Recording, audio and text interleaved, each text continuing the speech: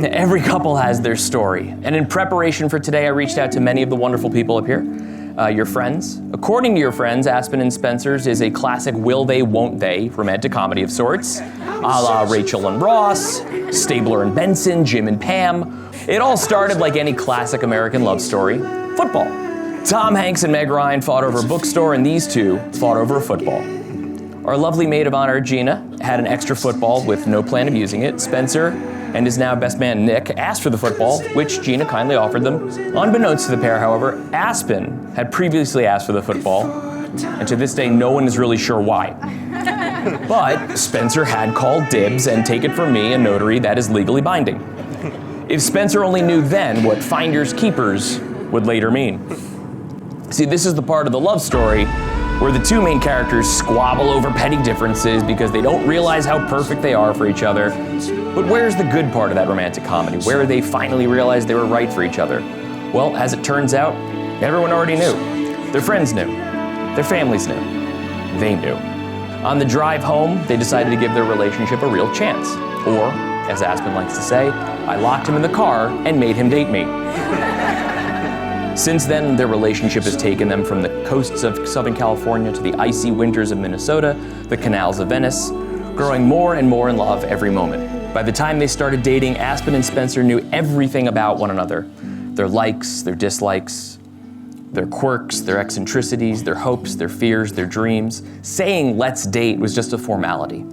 There are plenty of adages about marrying your best friend. I can confidently stand here before you today and tell you it's not only a great idea, but that you two have field tested it and perfected it. You love telling that story of locking me in a car and making me date you. But honestly, I've known since well before then that this day was coming. Maybe as a stupid 20-something, I probably misunderstood commitment even more than I realize now. But I always knew that you were everything. And as my mind, too slowly, wrapped itself around the concept of forever, you were always the one there with me. So from now until forever, all I can do is promise to love you to the moon and back, and more than all the stars in the sky.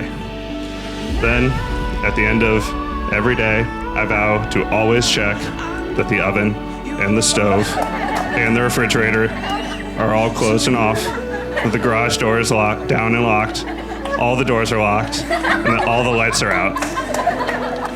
And then, once I lay down and pull the covers up, we're all nice and cozy, and you ask, are you sure you checked the oven? I vow to get up and look again, because I love you and I can't wait for our life together. Even though it took us a while, I could not be more thankful for the ride we have taken to get here. I love how much you love your friends and family and would truly drop anything to help someone. I love that I always know how much you love me because you make it clear every day. With the caveat that you know I'm always going to ask you hypothetical questions about our relationship and most other topics. Thank you for always making me feel safe, especially at night when you verify that all doors are locked, the oven and stove are off, the fridge door is shut, and the garage is closed. Because I'm constantly worried about all things. What I mean is that you make me feel safe in who I am as a person. Even when I am ridiculous, asking questions or verifying that you have checked things a million times, you still say yes and triple check. I promise to be okay with sports on the TV when you tell me it's actually an important game you want to watch. I also promise to watch the instant replays that you say I need to see because something cool or crazy happened. I promise to love you unconditionally and probably drive you a little bit crazy for the rest of our lives. There's only one thing to do, 3 words. For you, I love you. I'm so lucky that I get to call you my husband. I love you, always and forever.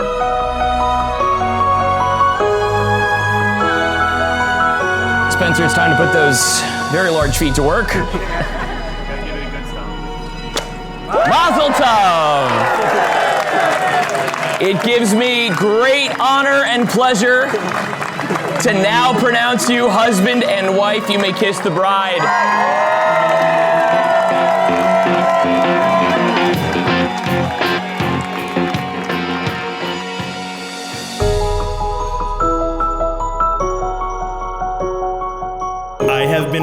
for 5.5 years.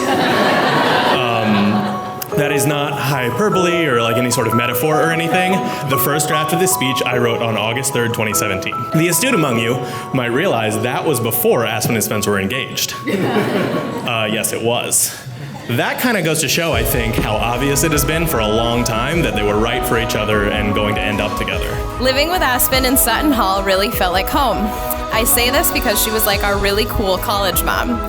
She would send out daily text reminders to at least 13 of us to remind us to eat together. Literally, the text said lunch at 12, dinner at 6, every day.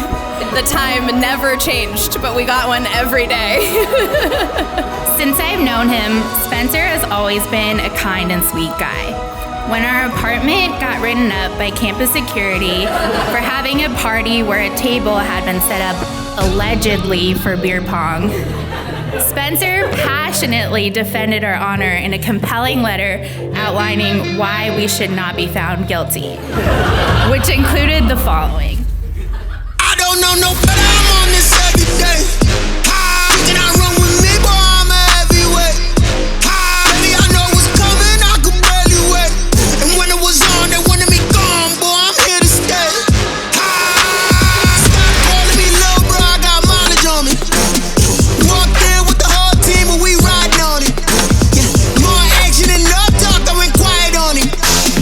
Walked in with the whole team and we riding on it. I don't be winning me so basic. Well, you the op and your bros hating. All of them fake, I see both faces. Scared of the whip, it's a ghost racing. I knock them down to their cold cases. Marathon run, I'ma slow pace it. They did not want me to go places. Foil plans like the gold place. And if we pulling up with the whole squad, are you ready? Done told y'all that you better be running. I'm in my go yard when I walk in, I know y'all telling me no.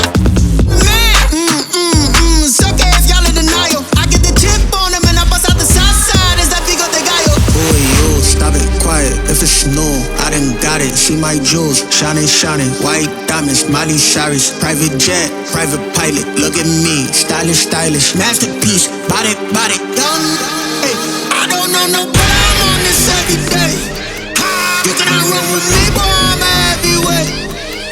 Baby, I know what's coming, I could barely wait. And when it was on, they wanted me gone, boy, I'm here to stay.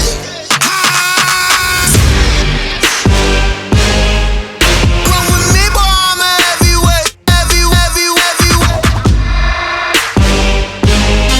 don't know no better, I'm on this every day.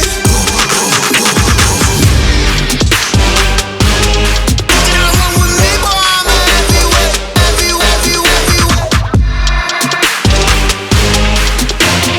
Walked in with the whole team and we riding on. Couple of bands up in my pocket. I don't want pause to get wild nonsense. We got momentum, don't try to stop it. Diamonds are clearer than my conscience. I don't let bygones be bygones. It's you, that's when I'm honest. Penthouse building reach heaven's heights. Nah, that's what you call a God complex. Remember the days I was down low when the nigga was out cold, but I went out and got it. Look at my milestones, man, it feel like the Dow Jones when you look at my pocket. Look at the flex shit, whipping the Teslas. Ooh, I'm a mess, but I'm a it's all a finesse.